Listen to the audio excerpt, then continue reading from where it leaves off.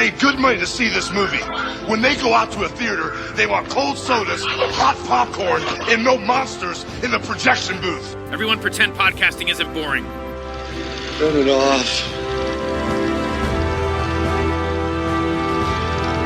Turn it off.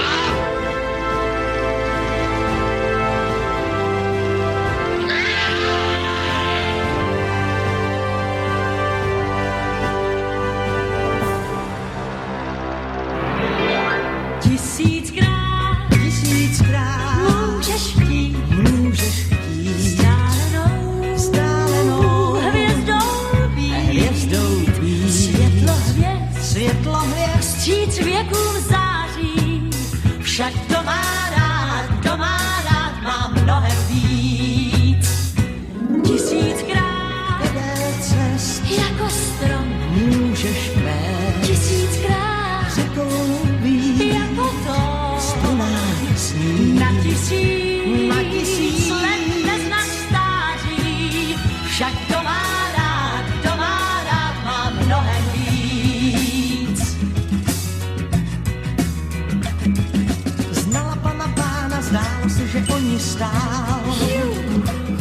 A to byla rána, jíž se její táta bál. Měl svou dceru příliš rád a pánovi ji nechtěl dát. Znala pána, hádejte, co bylo dál. Welcome to the projection booth. I'm your host, Mike White. Joining me once again is Mr. Spencer Parsons. Hello. Also back in the booth is Ms. Rahne Alexander. Hey, it's good to be back. We conclude an extended Czechtember 2023 with a look at Václav Vorlícek's How to Drown Dr. Mracek the Lawyer. Released in 1975, the film was co-written by projection booth favorite Milos Macourek and stars Jaromír Hanzlík as the titular. I stumble over an English word. As the titular Dr. Mracek, a lawyer who is unwittingly trying to displace a group of water sprites from their home. We will be spoiling this film as we go along, so if you don't want anything ruined, go ahead and track down the film and come back after you've seen it. We will still be here. So I think this one was a new one for both of you. So Rahne, what did you think about How to Drown Dr. Mracek the Lawyer? This was a wild one. Never imagined we'd be watching a mashup of like The Little Mermaid and Incredible Mr. Limpet with maybe like a touch of Godard in there. Maybe that was inspired by the subtitles, you know? Who knows? And Spencer, how about yourself? This is a really weird one, and I'm always excited to watch a weird one. Czech weirdness is particularly exciting, but it is this mashup. There's The Little Mermaid. There's also a kind of Frankie and Annette sort of plot of they're gonna turn our beach into a toxic waste dump. Or I don't know much about water sprites, but I will say I want to find out more about the sort of mythology of water sprites. That's one of the elements of the true weirdness of this movie. As an American, there's a way in which, and I actually like this about the film, there's a way in which for the first 20 odd minutes, it gives no quarter to an audience that does not know the kind of mythology that's here. So it's exciting to enter into this world where I will say I was completely baffled and quite worried that I was going to remain completely baffled for the first 20 odd minutes of the film, because I was like, what is the world of this? It all seems to be assumed, and I couldn't quite track it. But then that becomes, at least for me, one of the pleasures of the movie. Yeah, I'd agree with that. I'd definitely agree with that. The second time I watched it this week, that really landed for me, where it was just, there's no hand holding here or fin holding, as it were. They say they turn into fish, but they definitely don't turn into fish when they're underwater. I mean, there is some turning into fishes here, but it really happens to Dr. Mracek more than anybody. I actually have a problem with the hand holding of traditional Hollywood stuff. I'm a big horror guy, and I'm getting really frustrated with how horror films handhold all the way and explain every piece of mythology. If you did a Wile E. Coyote Blumhouse horror film, you would have to explain the workings of gravity. This is interesting and refreshing, but I really do wonder about water sprites one, everybody talks about it like normal. Two, the normal characters in it seem to be, it's not like they've discovered something that's out of the usual. Here, as soon as they find out, I'm dealing with water sprites. Okay, great. Now I know what's on. Oh, all you crazy people, you're water sprites. I can deal with this. But it is fascinating. What are the rules for this? Because there's the transformations into fish, but not necessarily at the times that you would expect it. Sometimes they'll just walk around underwater. The way that they can go into water and suddenly appear in a different place, messed with in some beautiful ways throughout the film. And then there are these transformations like into a bag of flour or into a sausage for various characters. And there's the souls that get kept in these like little like sugar bowls and things. It felt a little bit like that gag in Wet Hot American Summer with the can of peas that talks. There's like a talking sugar bowl that I'm forgetting the name of the professor, but this professor with this profound work is trapped in this sugar bowl that he talks to people. I should have remembered his name because that was one of my favorite parts of the film. There's just really wonderful nuttiness. So there's so many things that the water, my point being, sorry to go on. My point being, the water sprites can do all these different things, but I never really get a handle on what are the rules behind this. And again, I love that about it. It's refreshing. Ikibara, that's what it is. Ikibara. And there's also another lawyer that they have kept in one of these. And it's fascinating. At one point, they tip it over. Actually, in both cases, they tip these things over and the spirit just flies away, I guess, because we don't really see the spirit once it leaves. You can bring somebody back by pouring the spirit into the character's mouth after they're dead. So that's also fascinating. Yeah, I'm very unfamiliar with water sprites as well. I was thinking that they're very similar to mer people, which I'm more familiar with from, the like Danish stories than Czech stories. And I like how they're the last water sprites of Bohemia is the subtitle of the film. It does live by its own thing. So apparently these water sprites can breathe underwater.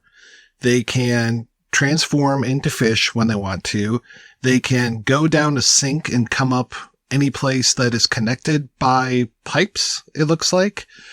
Well, they use a magic wand to transform other people into sausages and things, but the wand is broken, so you get the sausage still has a nose on it. The bag of flour has ears still. It's funny because this reminds me a lot of another Vorlícek film, which was The Girl on a Broomstick, which also had kind of its own logic. And it was more, when we talked about that one a few years ago, it was very much like Harry Potter if Harry Potter wasn't so cloying. And it's this girl who really just can't get her act together. And there's lots of shenanigans going on, lots of people being transformed into things. And I think that between this, we've also talked about Who Wants to Kill Jesse, another Vorlícek film. It feels like he's really dealing with fantasy, because I know he does 3 Wishes for Cinderella and a few. Well, actually, we talked also about How About a Nice Plate of Spinach, which is another one of his. And he's very into magic and fantasy and films that I think had I seen this when I was a little kid, I probably would have fallen in love with this movie. Not to say that I didn't fall in love with this movie right now. Yeah, I'd agree with that. I mean, I think I would have really been into this mythology as a kid, but I certainly would have missed out on the political complications that this, I kept rewatching this to really delve into trying to understand what are the politics here. There's an aspect of this which is evoking, the vampire societies and True Blood and that kind of a thing, right? Where we've got this subset, these water sprites that are recognizing a crisis in their community. Apparently they get some benefit out of drowning people, right? So what is the currency? That's the piece that's really missing for me most in this. It's what's the currency? What is it that they really get out of drowning people? Is it some kind of resource that keeps them thriving, that makes them fertile? Who knows? But I mean, it starts off real dark, right? It starts off with more or less an intention. Is it intentional? They're driving a bus into the lake and drowning with 32 people, right? So I'm like, okay, so this could just get real dark and just stay dark all the way through. But everybody also in this, like all these characters also seem to be really interested in some kind of assimilation as well. And so, they pull back from that murderous kind of plot line pretty quickly. And yeah, like really leaves me wondering, like, what is the crisis here? What is really the crisis here? They just don't want to be mortal, right? I guess maybe that's what it is. And they're going to lose a home.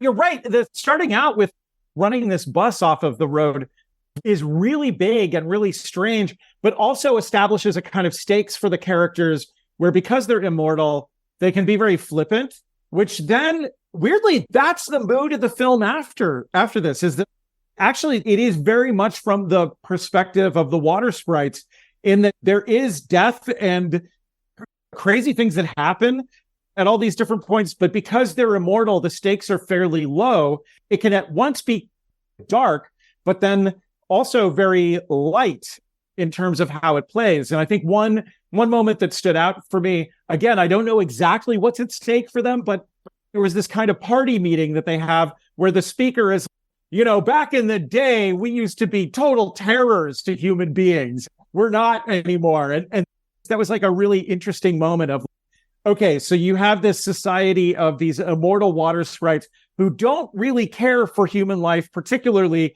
but they're also, following like zoning regulations. They're involved in a legal process for whether their home is going to be zoned out of existence, and that where would they go? Where do they move, etc. It's crazy. By murdering humans, they collect souls. They put the souls into those pieces of pottery, and then that becomes their wealth. Because towards the end, the patriarch of the whole group, who's played by Milos Macourek, who we just saw, for listeners, we just talked about Mysterious Castle in the Carpathians, and he's the main villain in there. Here he's Wasserman. I love how all of these names are jokes as well. There's like Lewis Waters. This one is Wasserman.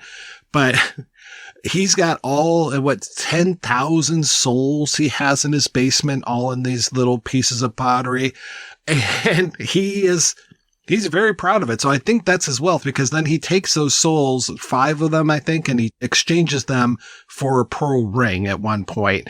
And then this other guy exchanges for a pearl ring. Only later on we find out he gives that to his mistress and not to his wife. And I like how we have all of these little ties. Like, I didn't think we would ever see that character again, but he comes back towards the end. Also, from what I understand, the bus that has the 32 people on it, which kind of sets off this whole thing, I think that's where Professor Ikibara is, because they mentioned foreign scientists, and he's looking for a formula that can change people from humans into fish. And yeah, since he died, all of his stuff went away, and it's up to Dr. Mracek's mother, who is super into this stuff, to take notes from Ikibara and publish that eventually. And also just test out the formula on her son. This is another thing about the movie, on top of whatever that mythology is. You just gave actually quite a good plot synopsis, but the plot synopsis only comes from following these different threads. It is not necessarily a causal plot synopsis where you can go, this is the goal, and then this is what happens, and that's what happens. It's more like this web of relationships with there is one central thing, but that's not quite enough to turn into a plot synopsis. And you actually didn't mention this part, which is the sort of Little Mermaid part that they've got it in for the lawyer who's in the title. They want to take him out, but one of the water sprites accidentally brings him back to life after he drowns in a heroic scene of mouth-to-mouth resuscitation. And she thinks he's cute, and they have a love story throughout it. But listing that kind of Little Mermaid plot is not actually adequate to the task, because this is a truly overcomplicated plot that is like really wacky. Oh yeah, because like Wasserman disappears for a lot of the film, and he ends up going to this whole meeting where we find out a little bit more about the water sprites. It sounds like they're an endangered species. It sounds like through accidentally ingesting blood. So if you eat a blood sausage, you are done for. If you happen to get a transfusion, you're done for. You also become a human. So they are losing all of these things. I think one of the most eligible bachelors around accidentally ate some sort of blood, and he ended up transforming into a human. And so that leaves our main female water spray, Jana, I think her name is, leaves her as this unmarryable person because there's no one around to marry. But when he's at this conference, he meets somebody and is just like, oh, I need 2 bachelors basically to be sent down because there's this guy's daughter and there's my daughter, and we need to have this, these marriages. We need to keep the water sprites alive. But yeah, to your point, it is very, very circular in the way that we move from thing to thing. Even the whole thing of why they are getting evicted from their house. It's a present from the government because of the heroics of Lewis Waters, who dives down, steals all of the souls apparently, but when he dives down, he forgets to put the faceplate on his diving suit. So he's been underwater for hours? When they bring him up, they just go, oh, what is this thing? Oh my God, that's not on his face. And he just comes up, spits out some water, fixes his mustache, and he's all set. And it's just like, oh, wow, what a heroic deed. We need to give this guy a house. Which in communist Czechoslovakia in 1975, it was probably a huge deal. And how dare you try to turn down the gift of the state? So this is interesting, too, about the water sprites. They have kind of social class. It's hard to tell how much it's economic class, but I assume that it's also economic class. You have these couple who are at the top and you get their children, but then you got these kind of flunkies that have to work for them that are clearly on a lower rung.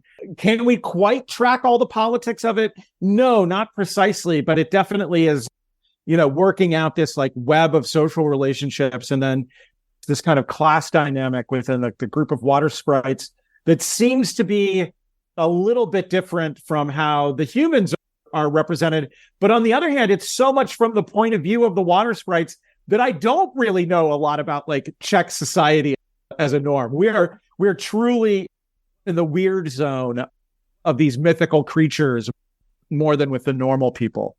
So much comes back to this question of the politics that really, I think, kept me rewatching the film. So we have gone for probably 20 minutes here, and I haven't mentioned Vladimir Mracek is in this film. Hero of cinema. I was about to mention at one point, he doesn't have as big a role as in some of the other movies that we've watched, but boy, my face turns into a big smile anytime I see that guy on screen. He's fantastic. He plays Uncle Charlie, I think is the character name. He decides that he doesn't want to be a flunky anymore and that he wants to be his own man. And when he decides to do that, he goes into the hospital where he's fallen in love with this nurse. And he's just like, hey, can we go someplace quiet? Oh, that's what it is. If you make love to a human, you also turn into a human. So that's what it is.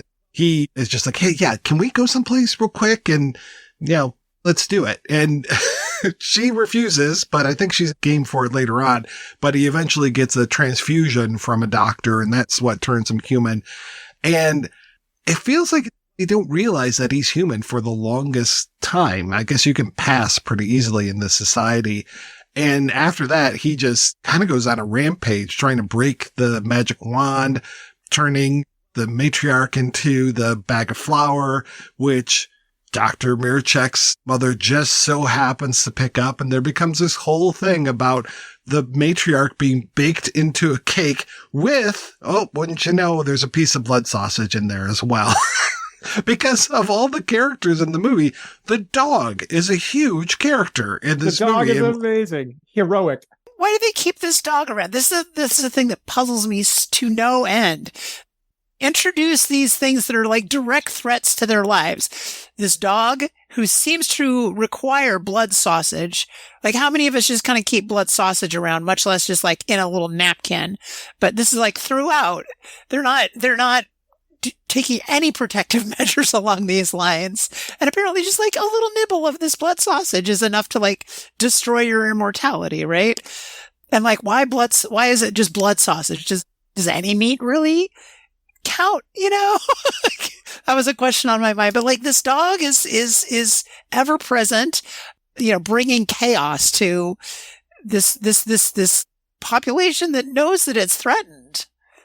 It's puzzling. It's so puzzling. And it's not even like I feel like anybody particularly likes the dog. Yeah, and every time they turn somebody, because at first they turn Lewis into a rag and the dog tries to steal him. Later on, he's got a brush in his mouth and the girl runs up. She's like, that could be my uncle. But there's the sausage bit too, the little sausage with a nose, and instantly the dog is there to try to eat the sausage. And it's the mystery of the bad pet. This is something I love in life. And somebody has a bad pet, but they really take good care of it. This is something that really endears me to people. I guess for me, this was a rather endearing quality that they keep this damn dog around. But somehow they've got to keep this dog, even though it's constantly up to no good. I think it's just doing what a dog does. I don't think there's any malicious intent. No, I mean, that's an interesting thing too. There's almost no malicious intent in the movie. There's a kind of lack of care often. The driving the bus off the road is lovers driving along, and we don't quite understand how immortal they are yet. But she's she's teasing the guy who's driving, and she reaches over for the steering wheel and is messing around. And so there really is a sense of accident there, which then a normal human being would care about. And then they don't exhibit any particular care. But yeah, it's interesting because there are high stakes and there are definitely bad things that people do, but malice is removed from the equation for the most part. Yeah, other than trying to murder Dr. M after they're just like... Even that is, the guy just won't make the zoning work out for us. He's following the law too much. We can't get around this zoning problem for our home. So we're going to get kicked out. So yes, that's malicious on one level, but it's the way that they're playing it is so utilitarian. Well, and his assistant would be happy to help out because towards the end of the movie, they deal with him when they think, I think they try to kill Dr. M at least 4 or 5 times. 4 or 5 times. And there's one part where they're pretty sure he's dead, and they go in and they're talking with his associate who is there in a robe because Dr. M has borrowed his suit, because that's another power that the water sprites have is when they come out of the water, their clothes are completely dry. So it almost gives away that Dr. M is not a water sprite when he goes down in the basement and is completely submerged in water. But these guys, they hand over a whole envelope full of cash to the associate, to the assistant, and he's more than happy. And then I love when Dr. M comes back, quote unquote, from the dead. And one of the first things he does is go over and pull that envelope full of money out of the guy's pocket and hands it back to the Wassermans. He's very, very straight and narrow. He's a smart person, but he's also a little bit of a dope. But I feel for this guy. He's not one of these where he's just like, oh gosh, just get your head out of your ass. He's a pretty competent guy. And I like how we get to feel empathy for everybody in this movie, not just our main character or, not just Dr. M, not just Jana, not just, Uncle Charlie. We feel for pretty much everybody other than maybe the matriarch and the patriarch, because the matriarch is a total harpy. Yeah, like a disagreeable person, lashes out a lot. And then those two end up as the butt of the biggest joke by the end of the movie, somehow getting transformed back into her normal form after being baked into some kind of cherry cake. Whatever reason, it makes her enormous. And this does lead me to one thing that I want to discuss. We don't have to address it exactly now, but love the special effects in this movie.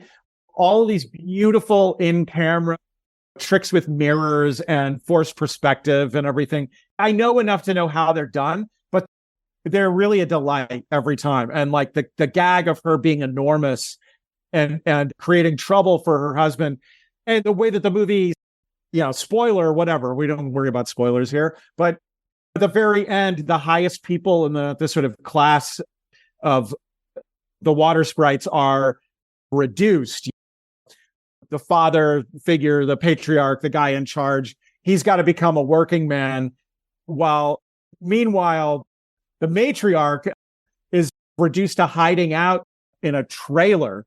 I love that shot where she lifts the lid of this trailer. She's just enormous. It's a great effect, and it's totally done some kind of very basic in-camera means. That's one that I couldn't quite figure out. I figured out a lot of the other effects, but that one I really marveled at, because I don't think that it's any kind of a chroma key thing. I think it's some manner of matte or forced perspective that I'd have to watch 10 more times. But all of them are so delightful. The largeness of that character really brings to mind that Boots Riley TV show, I'm a Virgo, that just came out in the last year, which is about a person who's giant and like how he's having to like negotiate the world. So it certainly brought that to mind. I agree about the effects. Like I done so well. And one of the things that I really, really loved about this film is that I miss how films in general don't lean into the kind of the phoniness of a special effect any longer, right?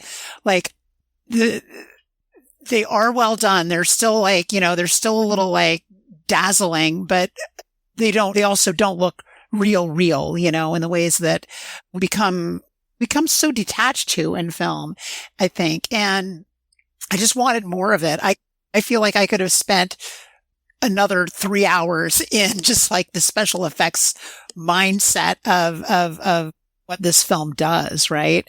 From the very first time I watched it, watching them jump into the sink, right? And disappear into the sink.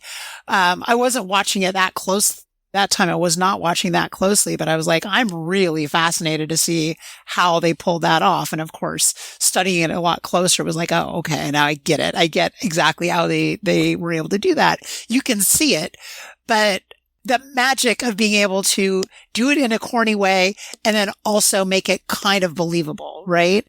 The sink trick, for instance, really benefits from the performers just going for it. They go for the effect. They do it all in one shot, one take so quickly. And they've worked it out so naturally. Their choreography around the effect, around what part is the sink that they can get into and what part of it is a mirror that's reflecting some other stuff. There's also some care with it. There's a really wonderful shot of the sink where they stage a character that does not have to be there in the background specifically to sell the effect by having his legs appear down below the sink. And obviously it's another person's legs, like in the reflection in the mirror, but it's like this wonderful kind of care and the belief of all these actors just like going for it. We see CGI all the time that's more quote unquote photorealistic. And I know that there are a lot of CGI artists out there that don't want to hear this kind of thing. But the fact of the matter is that unless you're talking about how Fincher is replacing pieces of like architecture in the backgrounds, 9 times out of 10, we are aware of the CGI-ness in the same way that we can be aware of older kinds of less photoreal effects like these. But then there's the integrity of the place and how it's done. And so to me, it's 6 of one, half a dozen of the other, with some exceptions. And there's a certain kind of exception. A lot of effects that are done now are just as phony in their way, and that can be a plus or a minus. But there's also a way in which they don't lean into the kind of fantastical. You're seeing a thing that is fantastical, but the effects crews, and this is because of producers and directors that make them do this, they make a lot of choices for a kind of dull reality to imitate rather than creating yet another layer of a fantastical reality. And obviously we could go on forever about CGI effects in movies that actually are fantastical and beautiful, but we're talking about this movie right here. So I'd just rather think about, how we do things with mirrors and mattes and stuff that goes back to Méliès, but that it's done so confidently and beautifully that really lends a lot of fun, and it creates the reality. It creates the alternate reality of the thing that we're watching. Yeah, the whole thing of her. So apparently she's large because the flower rose when it was in the cake. That's right. The flower rose. That's right. I got all mixed up with the cherries. I was wondering, how do the cherries manifest in her coming back? But it's because the flower rose. That's when she was baked as a cake. I love that the mother just finds the flower on the street with the ears on it. And she's like, oh, it must be some sort of promotional gimmick. And just picks it up. And like, again, 1975 communist Czechoslovakia. She just like tucks it under her arm. Like, I hope nobody's watching because now I just got a free bag of flour. She's also a scientific genius too. These characters are really wonderful and surprising. It's like she finishes the formula to turn people into fish. Then that had me questioning someone who's turned into a fish. Do they become water sprites? Is this like a scientific method of taking humans and making them into water sprites in the same way that like the water sprites can get a transfusion or have sex or what have you and end up becoming human? And that's a fascinating thing. No, that leads to another little fascinating piece of this mythology, which is, there's the discussion between the lovers, right? Once they've kind of realized that they're doing a reverse commute. One wants to become human. The other wants to, is like on the trajectory of becoming a fish. And we don't really know whether this is leading to him becoming a water sprite per se, but they're discussing like, well, what kinds of fish have you turned yourself into? And the question comes up, have you ever turned yourself into a tortoise? Which is an amphibian, right? So we're talking about a whole other reptile. That's a reptile. Or reptile. Yeah, right. So it leads to one of the funniest jokes too, where or to my mind, where they're talking about 5 tortoises living in one shell, right? Which is such a funny gag to me. Internal mythology just has me wondering, like, what are the limitations of the transformations here? Because clearly we can have people turned into shoes and all these utilitarian things, right? Objects, flour, a rag, that kind of a thing. But when there's this willfulness, like, what's the joy of being a carp versus a trout or, whatever else they may choose to be, right? Well, there's that whole thing too. We talked about on the episode about the cremator, which I wasn't familiar with until I watched that movie, where around Christmas time, you buy a carp and you keep it in your bathtub until you're ready to eat it. And then you knock it over the head and that's what you have for Christmas dinner. Like that was the traditional dish. It's either Christmas or New Year's, but I think it's Christmas.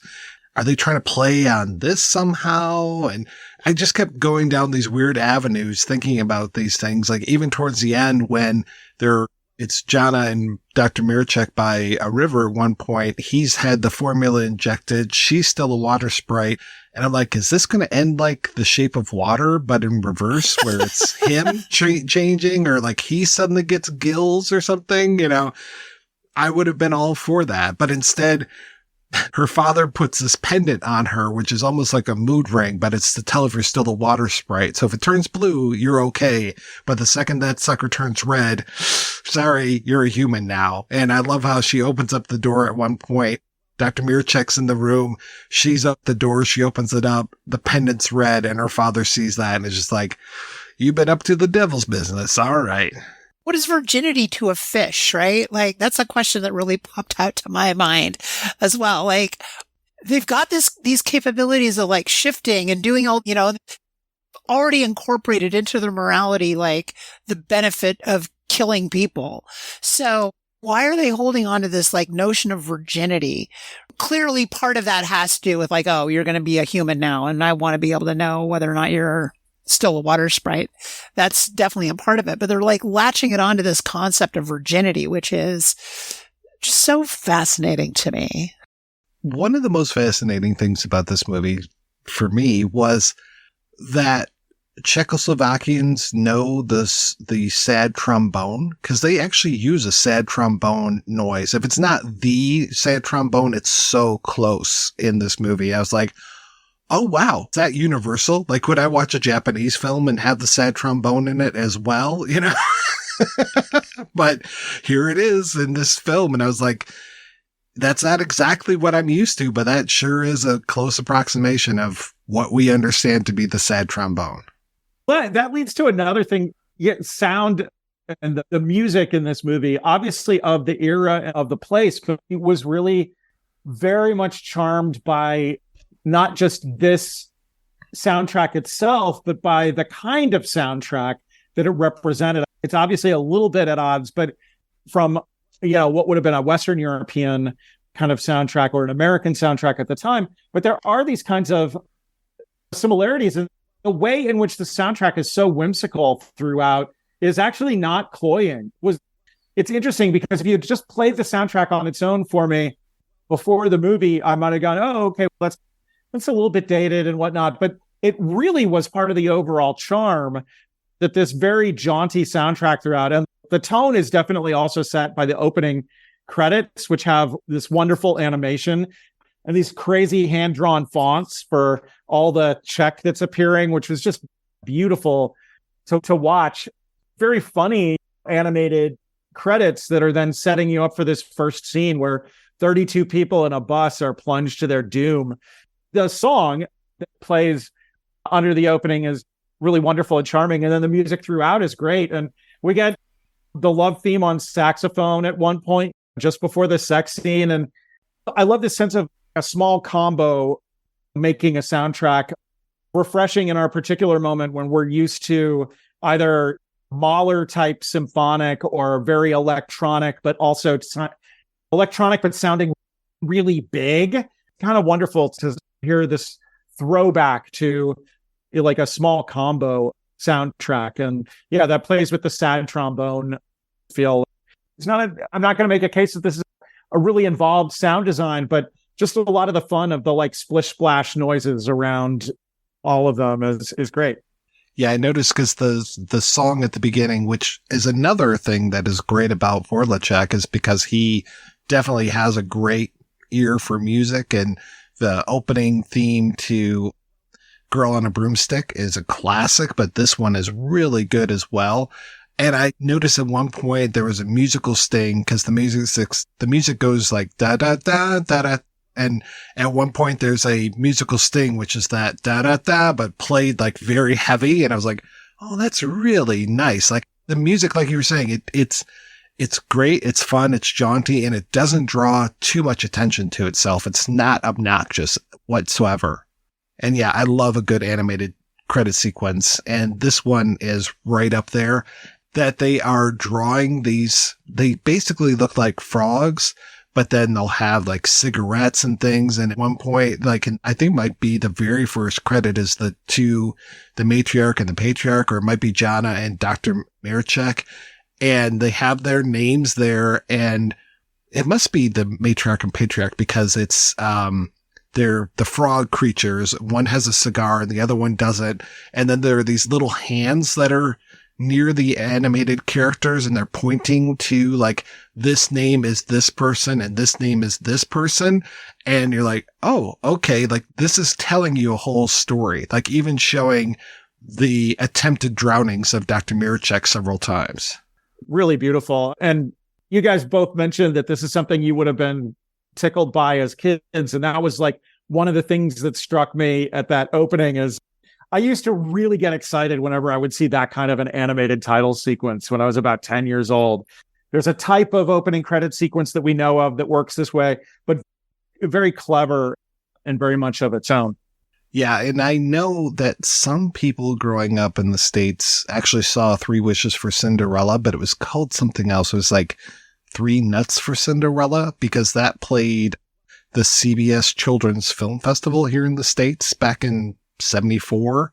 So there was exposure to some of his work to American audiences. It's kind of like Tomorrow I'll Wake Up and Scald Myself with Tea. There was a errant screening of that in the UK. And so people who saw that screening were constantly for years like, what was this movie? What did we see? This crazy Czech film.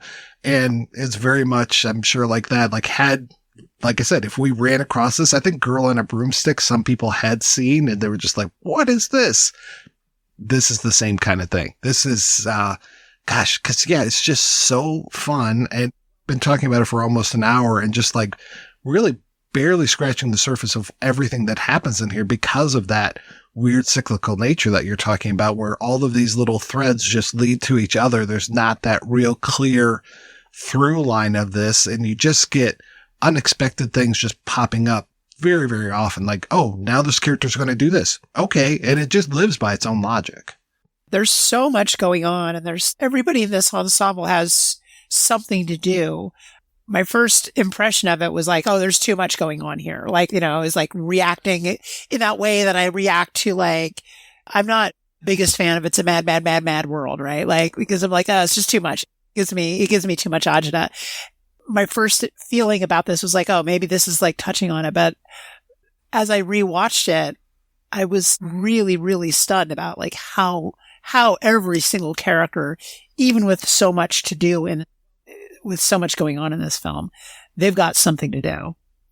And it all finally comes together at the end. And then we even get a 12 months later, and they're so concerned about being immortal, but then they have that line about, immortality lies elsewhere, like in children. And then we cut to 12 months later, and we see that Mracek and Yana have had child, and they're on this boat with all of these other characters, except for the matriarch and patriarch, who we see them off in the distance. Like you're saying, there's the patriarch, and he's shoveling in the dirt. And then, the trailer opens up, and there's, the wife in there just like, oh, hey, I'm so hungry. And I love how they say, like, she's going to require 30 pounds of meat a day. It's great. And it also has that kind of comedy sense of, maybe this was my reading, but it wasn't just that our main couple has a baby. It felt like everybody else got hooked up, and it hadn't gone to a lot of trouble to do that. It was just, we're going to show a year later, and everybody is coupled among this group of people. And that was really fun. Yeah, because Charlie's got the nurse from the hospital. I think Lewis and maybe Mracek's mother have hooked up. I can't remember. Yeah, but yeah, everybody's all coupled up. I mean, that ends like a typical American comedy, so it's must just be more of a universal thing. I love that everybody's happy and everything, except for the two people that were pretty miserable during the whole movie, and they're paying the price now. Again, back to the politics that we can't totally suss out, but they're coded as the upper class. They have the least happy end of everybody, whereas the lower classes, their lives have improved through these actions. I love you get those two guys that they end up sending down to marry the daughters, and they're just completely clueless. I mean, this does play with a lot of regular comedy tropes. There's always you mistake this for that. But of course, in this one, you've got people being mistaken for water sprites and vice versa. But then you also have a cake being mistaken for a mother and all these things. They're like, why are you trying to steal my cherry cake? Leave my cake alone. But those two guys, when they come down, oh yeah, Yana's the one in the white bathing cap. And then of course they switch caps, and then the guy goes off and immediately has sex with this woman, and now he's mortal. And I remember what happens to the second guy, but it's almost exactly the same thing, where it's just like, oh, well, it's my turn now. And then he ends up being turned mortal as well. It's just everything bad that happens to these guys. And I love that they're just cheese balls with the big mustaches coming right off the bus. So so good. That's another thing too. And it's just like time and place where it's made. And on our own moment of, no matter what movie you go to see, everybody except like certain character parts are cast with people that spend all their lives at the gym and look a particular way. And this is like a wonderful motley crew of normal to weird looking people. And they have the interactions of finding each other really attractive and stuff. The main woman in it is definitely more conventionally attractive in expected way than usual, the expected way for films. Almost everybody else is just like really pretty great and normal looking. And she's also, Jana is not, while being more conventionally attractive, is not really dorky. And I pine for more movies cast that way. I remember what it is. The second guy gets tied up. He's going to prove how long he can, quote unquote, hold his breath underwater.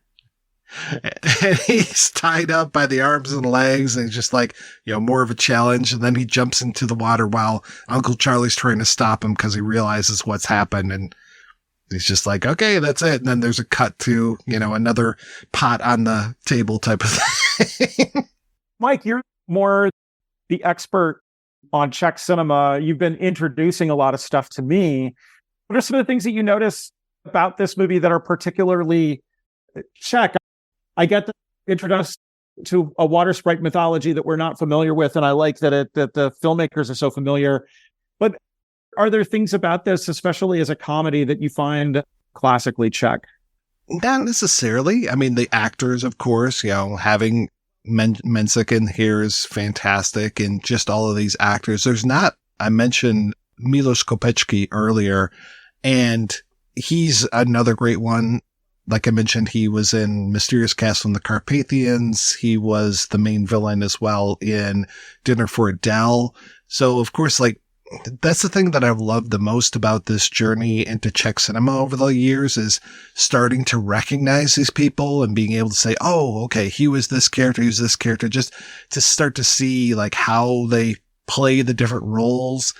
Because he plays this a lot different than he does some of the other roles that I've seen. I've seen him be much more cartoonish. In this one, he just seems flustered. I mean, there is some cartoonish aspect to him, but, he doesn't have the big mustache like he does in Carpathians. He isn't as affected as he is in Dinner for Adele. He was also the bad guy in Lemonade Joe. So yeah, just seeing these characters over and over again is fantastic. And I have to say, I wasn't that familiar with Dr. Mracek himself, Jaromír Hanzlík. And then I'm looking up that he is still out there and playing stuff. He just had a stage play about his life where he's telling stories. And this was the one that blew me away. If you go to his IMDb, the trailer that plays is for Carl Sagan's Cosmos. And I love Cosmos. I'm a huge fan. And I'm just like, why? Why are they playing this? Why is it Cosmos? And I look at the picture of him and I finally realize he is Jonas Kepler. Whenever they would do stories on Cosmos about Kepler, which they did a lot. Believe it or not, he was in 6 episodes of Cosmos, and he was the guy that was playing Kepler. So I'm just like, did they shoot amazing. Something else? That's and great. They're reusing this footage, or did they shoot this specifically for Cosmos? And if so, why are they shooting it with these Czech actors? This is bizarre, but fascinating at the same time. So that's what I noticed. But as far as particular things to this, I really like how universal these comedies are. And that other than the occasional, I pointed out once or twice where it's, hey, we're under a communist regime. They don't really talk about it. It's just the way of the world. But then you see those little things like, I'll take this bag of flour, or, I'm going to give this guy a house because he did this great thing. That's not normally what you would see in an American comedy. The total wackiness of this is different from the other Czech films that I've seen so far, which will have a lot of comedy. For instance, Daisies is really funny, but Daisies is also, in its address, not exactly wacky and whimsical. It's punk rock. Daisies is aggressive and very deliberately strange.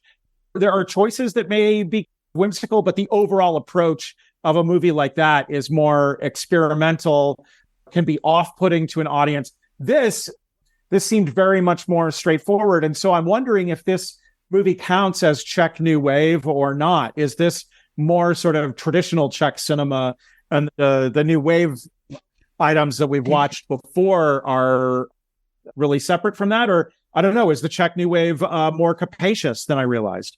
Well, I think they officially end the New Wave when people write about it. I want to say that it definitely doesn't go past 68 when the tanks roll in.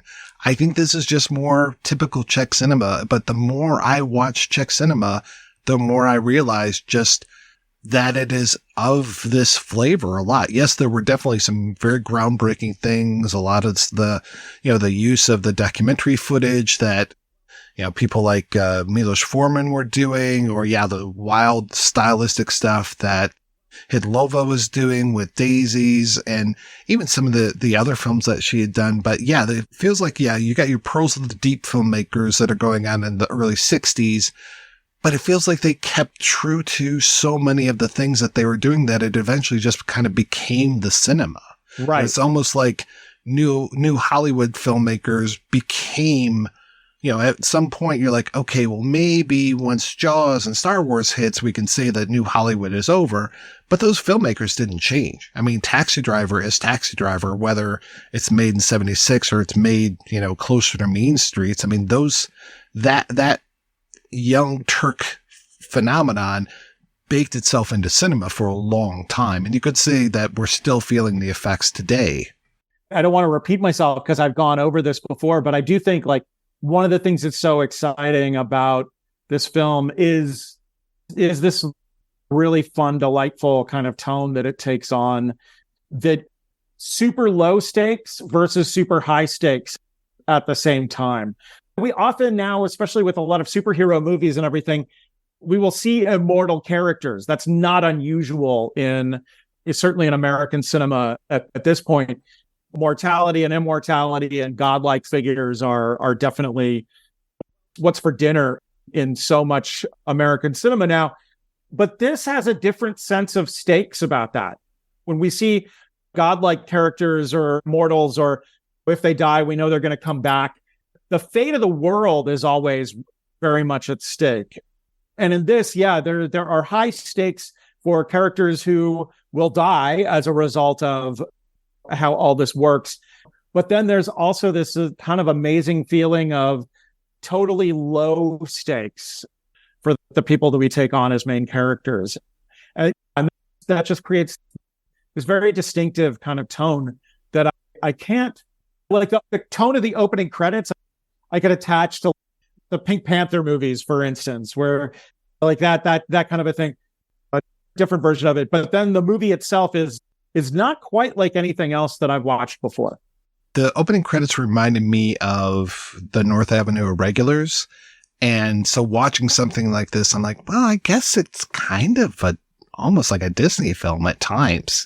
Like you said, there is the overtones of the Little Mermaid, but it's like you take the Little Mermaid and twist it and put it on its head. But, even, Rain, when you talked about The Incredible Mr. Limpet, it kind of fits along with some of those wackier comedies from the 1960s. I can really see a lot of that. I mean, because you had bizarro stuff like Mr. Limpet, that were just kind of regular and out there. But, like I would say this fits along with that, or like That Darn Cat, or, some of those. The Apple Dumpling Gang, like all those films are the films that the only films I could watch when I was that age, right? Like that time, because, being raised Mormon, have that sanitized kind of a thing. But there was so much of that tone. Like this feels very much in that, I don't resent any of those movies, even though like I had to watch them. They all had their own realities, right? Like a movie like Gus, right? You've got a ball kicking donkey or whatever, and everybody's just like along for the ride. And get that donkey off the field. That's not regulation. It's fun, but then again, with like deliberate and accidental drownings throughout. And it's really funny because this is a cute, wacky kids comedy with a body count. There's the quote right there for the box. Yeah. All right, guys, let's go ahead and take a break, and we're going to play a preview for next week's show right after these brief messages.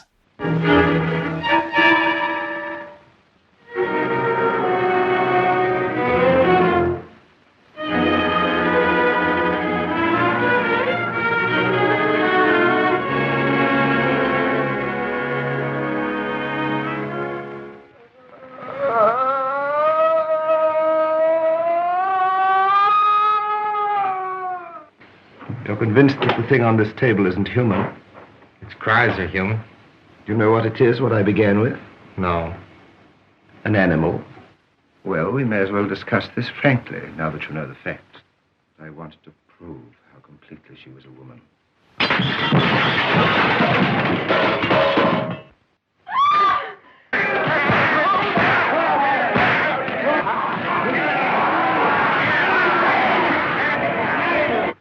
I'm not beaten. Get everything ready. For what? This time I'll burn out all the animal in her. I'll make her completely human.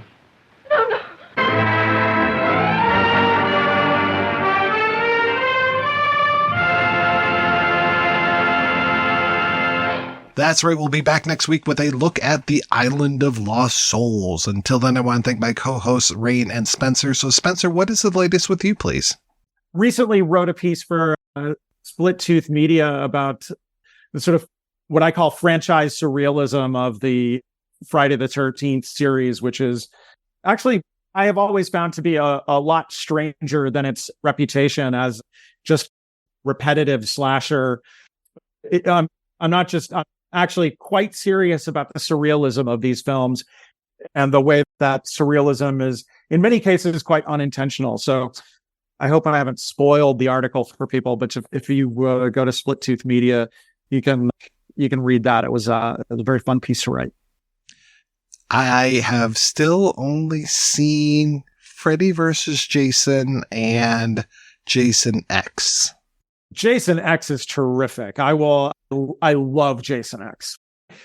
But yeah, if you see all of them, one of the things about this concept is it's even when the sequels can be fairly cruddy, and let's be honest, even when the sequels are fairly cruddy, they make each other better.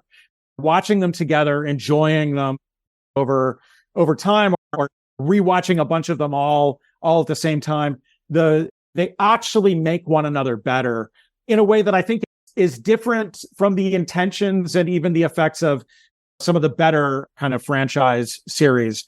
Generally, the films make each other better when they are good and when they are better, but it doesn't matter with Friday the 13th. There's some real weird duds, but they become interesting in conversation with each other. And Rain, what's going on in your world? Well, I am working on a piece for the Smithsonian. Olabelle Reed, the old-timey musician, a couple of years ago, her self-titled album was inducted into the National Recording Registry, so the canon of American music. And so, yeah, I'm writing a piece for the Smithsonian about that. So that hopefully will be up by the end of the year.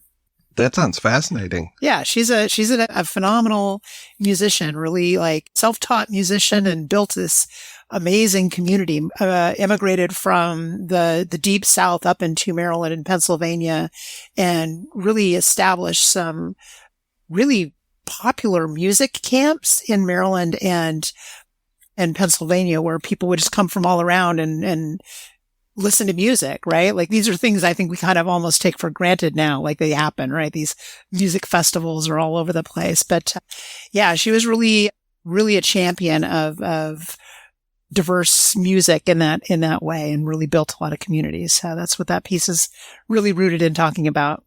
Well, thank you so much, folks, for being on the show. Thanks to everybody for listening. If you want to hear more of me shooting off my mouth, check out some of the other shows that I work on. They are all available at weirdingwaymedia.com. Thanks especially to our Patreon community. If you want to join the community, visit patreon.com/projection booth. Every donation we get helps the projection booth take over the world. Tisíckrát můžeš chtít vzdálenou hvězdou tvý. Světlo hvězd vstříc věků v září. Však to má rád má mnohem víc.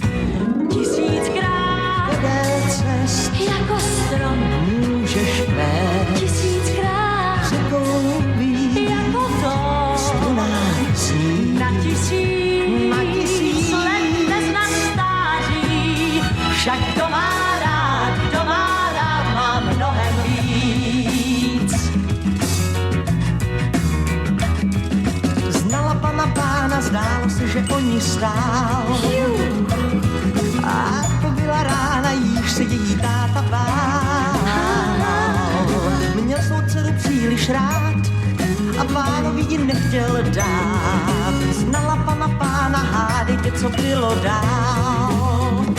1000krát můžeš chtít stále mnou hvězdou být, jako sám musíš chtít hrdě čtít, až poznáš svou tvář v dětské tváři, tak pochopíš, že kdo má rád, má mnohem víc.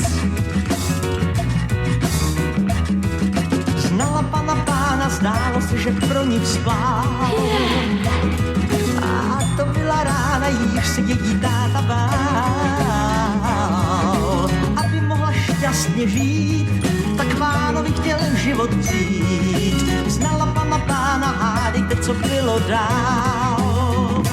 1000krát Můžeš chtít stále mnou hvězdou být, jako sám mraku tří, hrdě čtít, až poznáš svou tvář v dětské tváři, tak pochopíš, že kdo má rád, má mnohem víc. Tak pochopíš, že kdo